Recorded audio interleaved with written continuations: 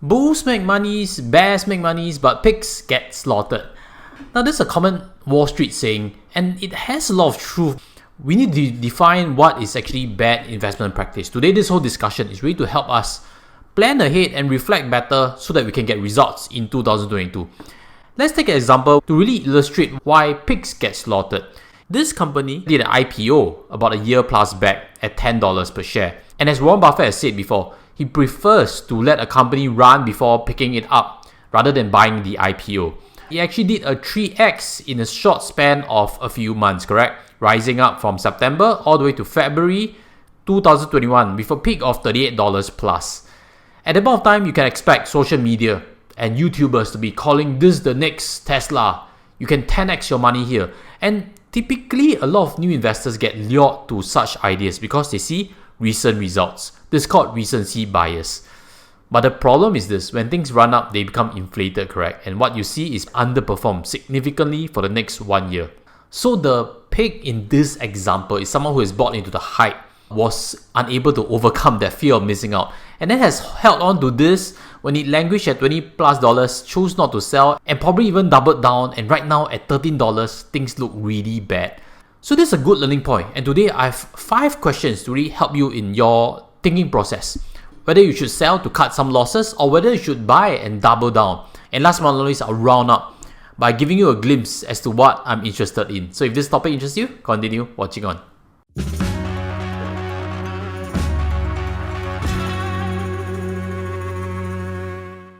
Hi guys, welcome back. I promised you 5 questions to help you, and without further ado, let's get started on the first one. Did you associate the amount you lost with your pay?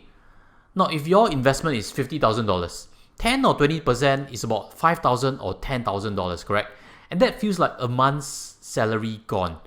It hurts, I understand it. And the trick or the tip that I have for you is to practice dissociating your investment gains or losses against your pay so that you can remove away that emotional factor. Think about it. Our goal is not to invest $50,000. Our goal is to invest $1 million so that you can get to retirement. That size of a pot. So if it is $1 million, 10 or 20% translate to 100 or 200,000. And rich people do understand that investment gains and losses are separate from the salary component. So that is actually relating to net worth, and it does need to fluctuate in order for you to win. So if your portfolio is $2 million and a market bear comes about 30% loss, that is 600,000. So if you kind of associate it to your pay, you'll knock your head against the wall. Leave investment returns aside and not get too emotional about it. If that, let's move on to the second question that you should ask yourself. What are you the most scared about when it comes to losing in your investments? The trick is to focus not on your investment P&L, but to focus on your bank account. If you have enough in your bank account, then you should feel financially secure already. The only worry is when you're broke in your bank account, and if the answer is no, be comfortable to keep the investment aside, because ultimately, your monies in your bank account is eroded by inflation. That is a losing proposition. If you have done investments, that's good. Stick to that and give it time, because now it's just a downturn. Subsequently, there will be an upturn. So make sure you don't undo some of the good work that you have done already. And if you agree with that, smash on the like button. That leads to the third question, which is, did you take up leverage or not? I've always advocated on this channel to avoid leverage as best as you can.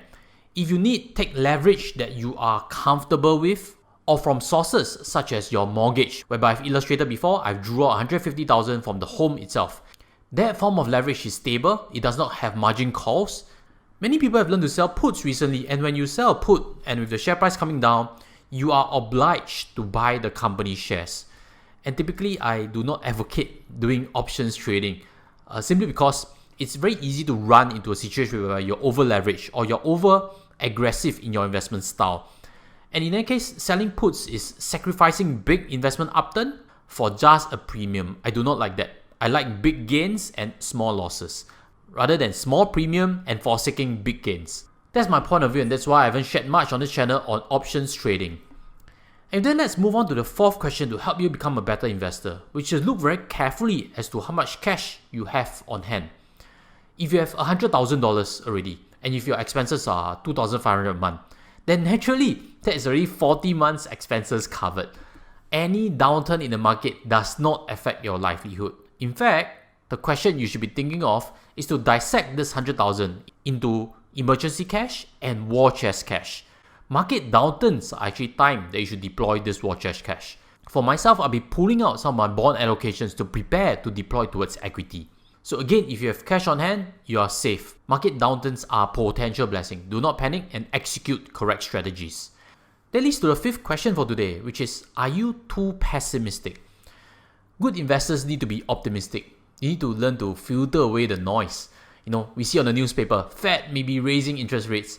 But do you know that Fed and interest rate news are often very fickle?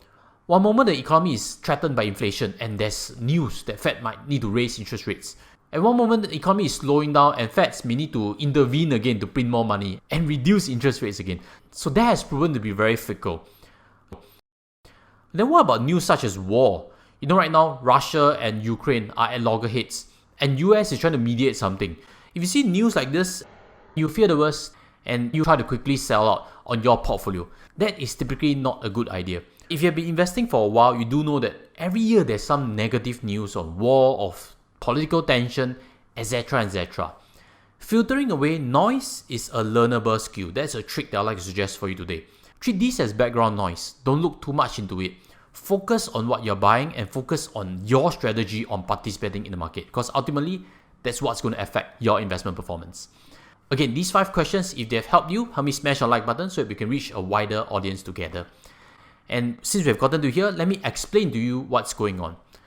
Markets are going down now simply because there are more sellers than buyers.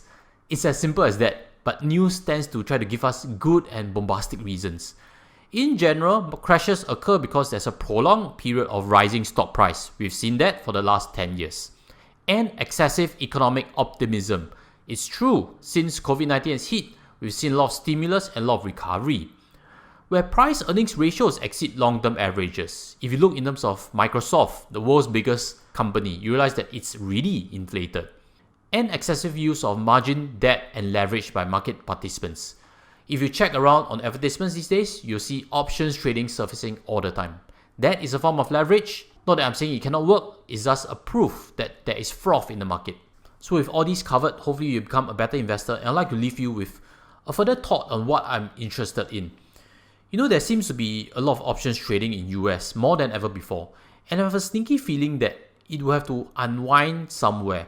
A lot of people had to pick up shares because their put options are now forcing them to purchase, and in the markets there are possibly a lot of weak hands. I'm more interested in Asian and Singapore markets. Companies that are profitable, companies that are value investment propositions. I'm looking at areas that have price earnings expansion. And using that train of thought, let me again highlight Microsoft. Right now you see that Microsoft is at an elevated price earnings ratio. And that expansion process was because it done cloud computing and have a foothold into the metaverse space. So what I can teach you in my course, which I'll leave links below, is how to identify sectors that have room for expansion.